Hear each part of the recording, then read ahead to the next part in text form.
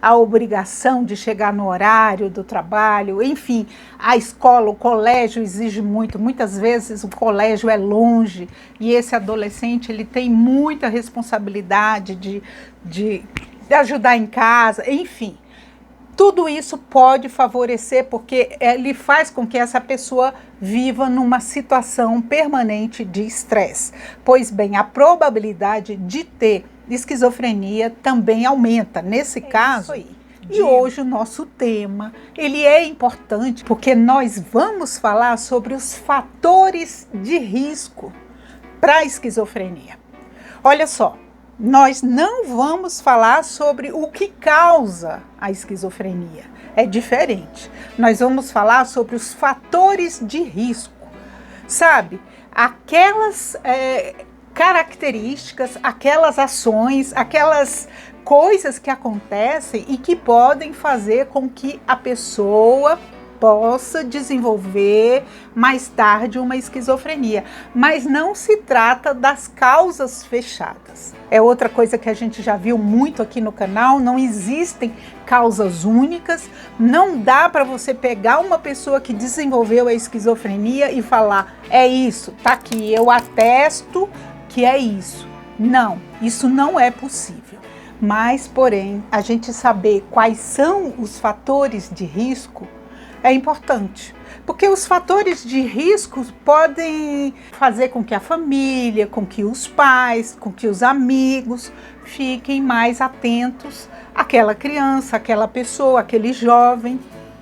E caso ele comece a trazer um comportamento estranho, um comportamento diferente do que ele vem apresentando, aí sim é motivo para ficar com a pulga atrás da orelha e quem sabe até procurar logo um médico, um profissional, um psicólogo para conversar a respeito, né? E tudo que a gente descobre antes é muito melhor. O câncer, por exemplo, não é assim? Câncer é um bicho de 7 cabeças, hoje em dia, quando se descobre numa forma muito mais adiantada.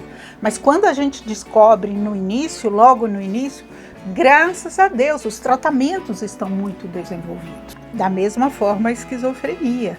E eu acho que todos os adoecimentos. Quanto antes a gente descobre, melhor, muito melhor o prognóstico desse adoecimento. Então, os fatores de risco é algo que pode aumentar a possibilidade de algo acontecer, mas não quer dizer que ele seja exatamente a causa. Então vamos aos fatores de risco da esquizofrenia. Lembrando que eu me baseei no livro que eu cito aqui na descrição desse vídeo, que é um livro que me fez assim, me abriu as portas de um conhecimento mais amplo. Por que eu fui estudar esquizofrenia, estudar psicologia e buscar aprender mais, inclusive criar esse canal. Porque o meu filho tem esquizofrenia, ele está tendo uma remissão dos sintomas, os sintomas diminuíram bastante. E, enfim, tudo que eu aprendo e que eu aprendi até hoje, falando, lidando com os profissionais de saúde e com o meu filho, eu procuro trazer aqui. É claro, além das minhas leituras e das pesquisas que eu faço. E esse livro, especialmente esse livro, eu acho que se você quer saber mais a respeito, se você quer ter mais segurança para lidar com seu ente querido, eu acho essencial. Eu já li outros, inclusive livros mesmos científicos, no curso de psicologia, que falam da esquizofrenia, mas nenhum tinha uma linguagem tão clara, tinha assim uma abordagem tão ampla como esse aqui, que é o livro Esquizofrenia, que é o que eu falei para vocês, é o livro Esquizofrenia, que eu trago o link na descrição desse vídeo. E se você, de alguma forma, achar, não, eu vou comprar esse livro, é bom para mim, vai me ajudar, ou eu vou presentear uma pessoa que, por exemplo, tenha uma pessoa com esquizofrenia na família, se você for essa pessoa e você puder comprar pelo link que eu deixo na descrição da Amazon, é o menor preço que eu já encontrei, entre as livrarias, e além disso você não vai pagar nenhum tostão a mais e vai me ajudar, porque aí eu ganho uma comissão por haver divulgado esse livro. Mas é tudo livre, se você quiser comprar e comprar de uma outra pessoa, numa outra loja, sinta-se à vontade. O importante é o conhecimento que você vai adquirir a partir dessa leitura, que é muito importante. E é um livro grosso, você não precisa ler ele de uma vez toda, sabe? Você não tem que começar e ler e ir até o final. Ele tem tópicos, ele é todo marcadinho, tá vendo? São capítulos, e cada um desses capítulos, eles são muito importantes para aquilo que eu falei, para aumentar o nosso conhecimento. E capítulos que podem ser lidos aleatoriamente, você não precisa ler na sequência. Então, sem mais delongas, que eu acho que eu já enrolei horrores, é porque eu estava com saudade de vocês, eu tirei férias, vocês viram, eu fui a Caldas Novas com meu pai, com meu irmão. Vocês não viram o meu pai e o meu irmão, mas vocês viram que eu gravei lá na piscina, foi muito bacana, muito legal, mas acabou, vamos voltar ao nosso trabalho. Então, esses fatores de risco. O principal fator de risco para uma pessoa, sim, o que eu ia falar e eu já ia esquecendo. Essa pesquisa que eu trago para vocês, essas informações, é acerca de pessoas dos Estados Unidos, porque esse médico, Dr. E. Fuller Torrey, ele é um PhD, na verdade, né?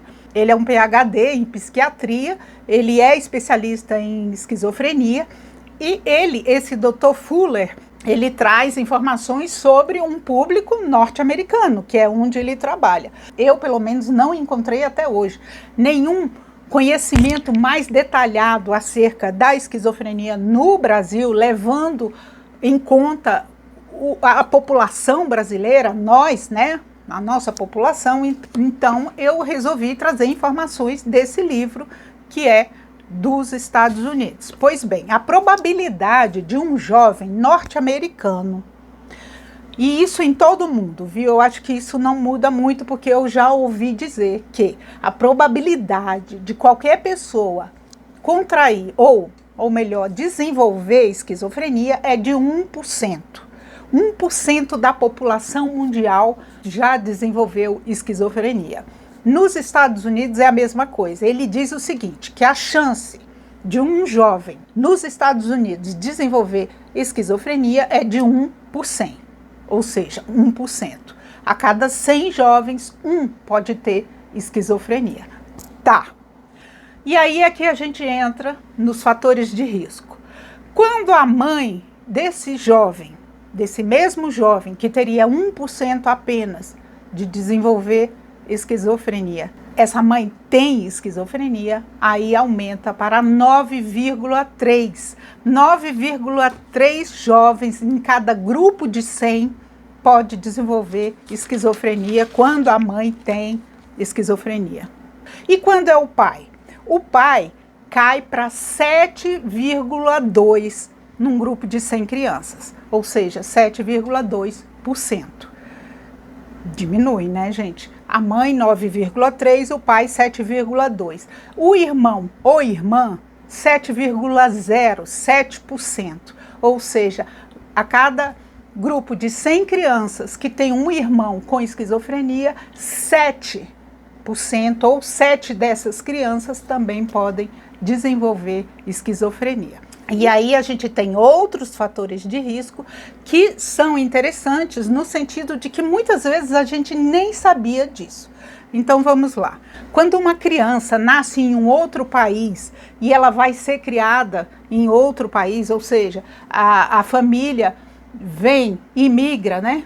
Emigra é ir embora, né, gente? Imigrante é quem chega, né? Então, quando a família imigra para um país e já vem com o seu filho, a chance dele ter esquizofrenia sendo criado nesse país, nesse novo país, é de 4,5, ou seja, 4,5 em 100 crianças. Também eu não sabia disso, eu não sei se você sabia, mas eu achei isso bem interessante. Outra coisa, o pai, gente, o pai, quando ele é mais velho, Quando o pai é mais velho, os pais, né, são mais velhos, mas normalmente é o pai que é acima de 55 anos. Normalmente uma mulher de mais de 55 anos, ela não tem filhos. Pois bem, quando o homem, o pai, ele tem 55 anos ou mais, a chance dele ter um filho com esquizofrenia é de 2,2 a 5,9. Então vocês veem que é bem alto. De cada 100 crianças que têm pais com mais de 55 anos de idade, 5,9 dessas crianças, quase 6 crianças, podem desenvolver esquizofrenia.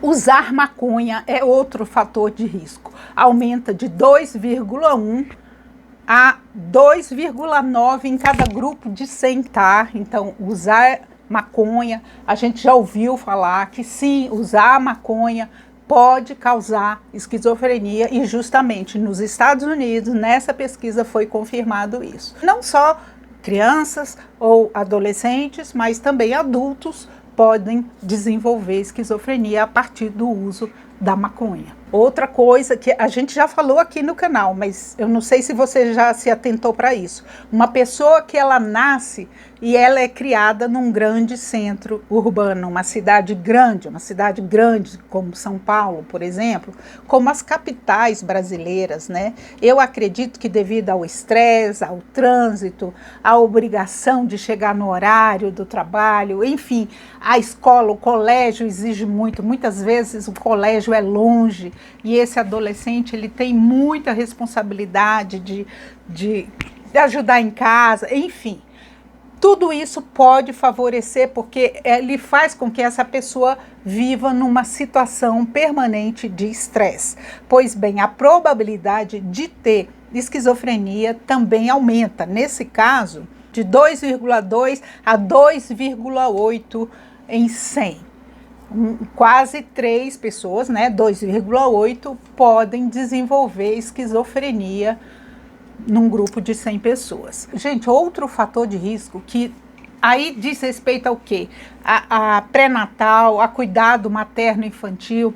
A gente tem outros fatores de risco que eu vou falar para vocês também ligados ao parto e à gestação, mas a toxoplasmose, né? Quando a criança ela nasce com anticorpos para toxoplasmose ou ela desenvolve toxoplasmose, ela já entrou em contato, o organismo dela já entrou em contato com a toxoplasmose, aumenta em 2,7 a probabilidade da pessoa ter esquizofrenia. E aí, gente, esse transtorno também, ele aumenta a chance de se desenvolver a partir de outros fatores de risco. Olha só esse daqui. Pequenas anomalias físicas. Aumenta em 2,2, tá? 2,2. 2,2 crianças, né? 2,2% das crianças elas podem desenvolver esquizofrenia quando elas nascem com pequenas anomalias. Um defeito no pé, um defeito na perna, alguma coisa que não seja preponderante para o seu desenvolvimento cerebral, mas são pequenas anomalias que faz sim com que essa pessoa aumente a chance de ter esse transtorno. Também vem a partir daí, gente, lesão cerebral ou pancada na cabeça, queda onde a pessoa bate a cabeça também aumenta em 1,7. Outra coisa assim que, sabe, os pais têm que estar muito atentos, isso não pode acontecer, isso tem que ser evitado a todo custo. O abuso sexual na infância aumenta também o risco da pessoa. Olha só, esse fator aumenta em 1,5% aumenta a chance da pessoa ter esquizofrenia, que é o abuso sexual. E a gravidez, a gestação, gente, a gestação precisa ser muito bem feita, precisa ser acompanhada, precisa realmente do pré-natal, porque complicações na gravidez e no parto podem aumentar de 1,3 a 1,4 a chance, a probabilidade da criança ter esquizofrenia na vida futura. Tem também os genes específicos. Tem alguns genes que a gente pode herdar. E aqui me surpreendeu porque eu achei que era maior, que esse fator de risco era maior.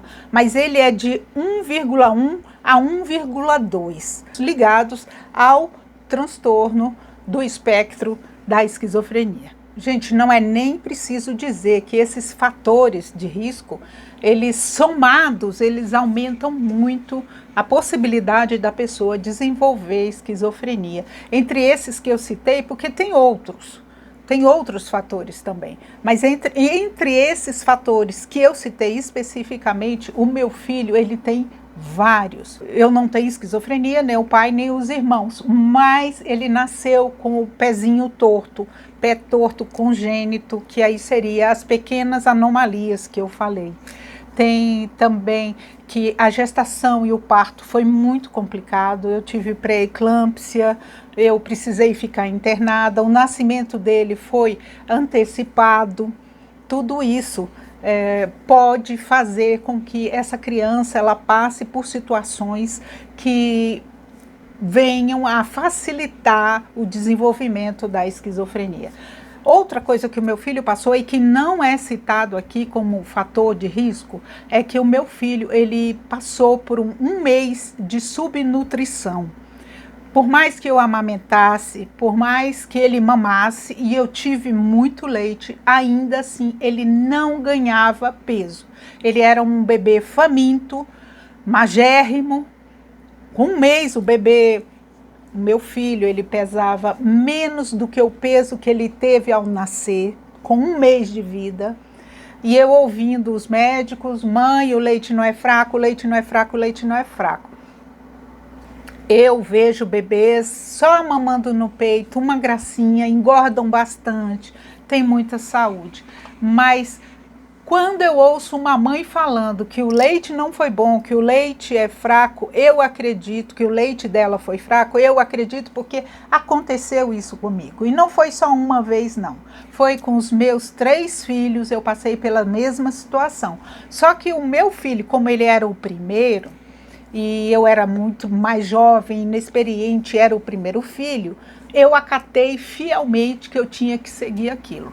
Nos meus filhos seguintes, quando eu via que o leite não estava alimentando, satisfazendo o bebê, fazendo ele ganhar peso e satisfazendo, aí o que eu fazia? Eu já introduzia uma alimentação paralela, né? Um leite, um outro leite, por conta própria, viu, gente? Mas foi isso aí. Então, voltando ao tema, eu falei que o meu filho nasceu com o pezinho torto, os 2 pezinhos tortos, congênitos, ou seja, uma anomalia durante a gravidez. Tive problemas de eclâmpsia, ele teve esse problema de nutrição no primeiro mês, ele ficou bem desnutrido, infelizmente. E esse pezinho torto trouxe assim muita dificuldade, cirurgia, logo ele fez cirurgia, gente, tão novinho, anestesia geral, ir para o centro cirúrgico com 5 meses de idade, para vocês terem uma ideia. Trocava gesso, bota gessada toda semana, engessava hoje, dali uma semana tinha que levar para o hospital para tirar o gesso, para botar um outro gesso, para o pezinho dele vir para o lugar. Então, assim, para uma criança, um bebê, é algo muito traumático. Então, assim, eu reforço para vocês que as causas da esquizofrenia, ela não é importante, e não é importante para mim, pelo menos, para mim, para o meu marido, para a nossa família, ao que foi, afinal de contas, quem foi, de onde veio, mas aconteceu isso, alguns fatores de risco, sim, presentes. Mas é isso aí, eu espero que você, enfim, tenha tido paciência para assistir esse vídeo. Eu te agradeço, você que ficou aqui agora até o final. E outra coisa, não se esquece de dar o seu like, o seu joinha, né? E compartilhar para as outras pessoas e se inscrever no canal, caso você não seja inscrito. Eu quero te agradecer muito. Peço que você comente aqui embaixo. Comente sim o que você achou desse vídeo, o que mais você quer ver aqui no canal, para eu ir pesquisar, para a gente conversar a respeito. E é isso aí, gente. Uma ótima semana para vocês. Um beijo. Fiquem com Deus. Até a próxima. Até o próximo vídeo. Tchau, tchau.